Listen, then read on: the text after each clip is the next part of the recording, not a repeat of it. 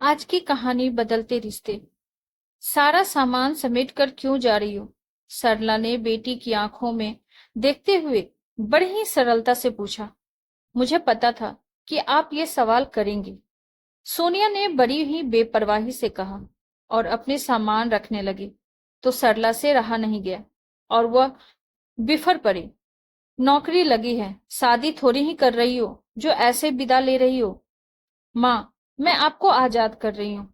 अब आप अपने पति और बेटे के साथ आराम से रहिए और मेरी चिंता छोड़ दीजिए। यह सुनते ही सरला जैसे आपे से बाहर हो गई तो बेटी के मुंह पर एक तमाचा जड़ दिया। अच्छा किया आपने, अच्छी विदाई दी। एक बात आपको बताऊं कि ये नौकरी तो महज बहाना है, मुझे आप सबसे दूर जाना है।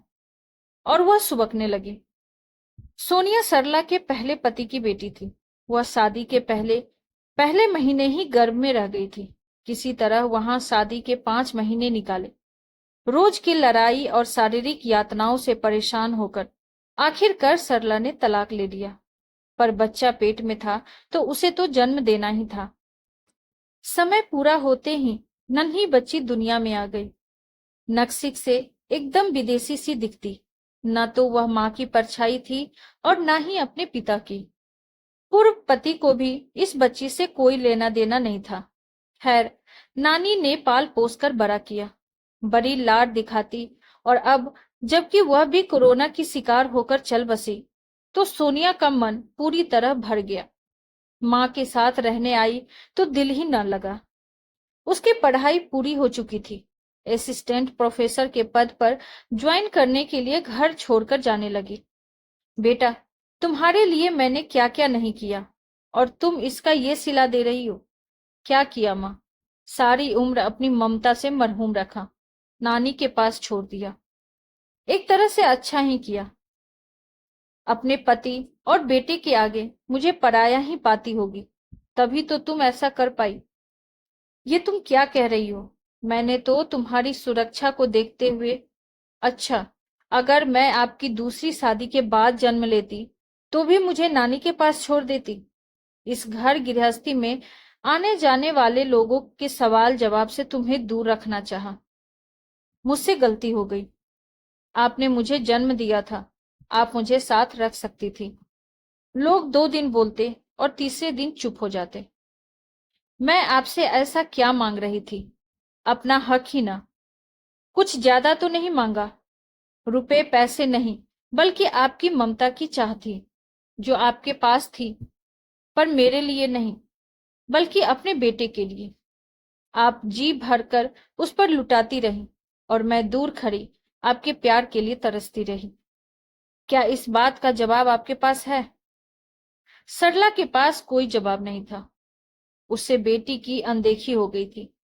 माँ बेटी तो साथ ही रह रहे थे, पर दूर के रिश्ते से उसकी दूसरी शादी का रिश्ता आया तो माँ ने समझा बुझाकर उसे ब्याह के लिए राजी कर लिया। वह सोनिया को गोद में लेकर विदा तो हुई, पर उसकी सास उसे स्वीकार कर न सकी। अपनी बेटी के प्रति उनके नजरियों को पहचान कर ही सरला ने उसे वापस मायके पहुंचा दिया था। ऐसा न था कि उसे बेटी से प्यार नहीं था। एक माँ का मन कचोटता तो था, फिर भी उसे विश्वास था कि वह नानी के साथ सुरक्षित है। बीच बीच में आकर मिलती। निकलते वक्त बेटी की सूनी आंखों को देखती भी उसका मन भी तार तार हो जाता। पर क्या करती?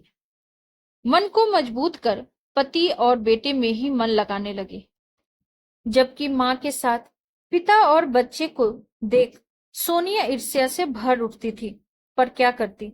उसे पता था कि उसके पिता यानी माँ के पहले पति ने जो कुछ किया था वह उसी का खामियाजा भुगत रही थी। जैसे जैसे बड़ी होती गई, नानी ने सब कुछ बता दिया था। कुछ बातों में वह माँ के पक्ष में थी, पर माँ के प्यार पर अधिकार का न होना ही उसे व्याकुल कर जाता।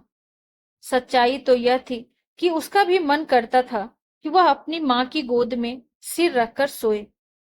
पर सरला शादी के बाद अपनी नई घर गृहस्थी में व्यस्त हो गई थी। बेटे के जन्म के बाद तो सोनिया का रहा सहा हक भी जाता रहा। सब साथ रहते, हंसते बोलते, पर वहां उसका कोई नहीं है। और अब जबकि उसकी नौकरी लग गई है, वह सारे झूठे रिश्तों को छोड़कर नई जिंदगी शुरू करना चाहती है। हाँ, उसे सारे रिश्ते झूठे लगते हैं, सब कुछ दिखावा लगता है और सहन नहीं होता है। ऐसे भी जितना सहना था वह सह चुकी थी। उसे सब भूलकर अब वर्तमान में जीना है। और यही सोचकर उसने वाराणसी के एक प्रसिद्ध कॉलेज में आवेदन किया और अच्छे अंकों के कारण उसे नौकरी भी मिल गई थी। वहां एक से बढ़कर एक लड़के उसके लिए विवाह का प्रस्ताव लेकर आए, पर उसकी रुचि उस ओर न थी।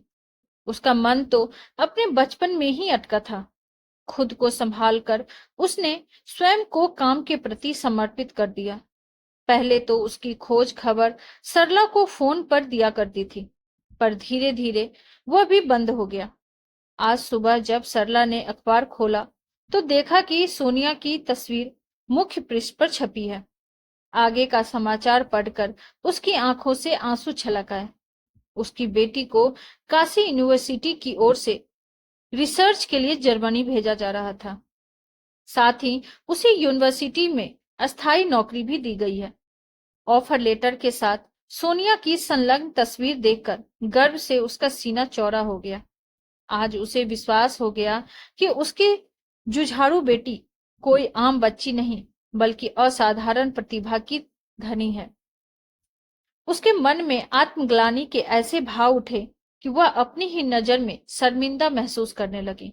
बेटी की विदेश जाने से पहले अतीत की गलतियों के लिए क्षमा मांगने की इच्छा तीव्र हुई तो बिटिया से मिलने निकल पड़ी।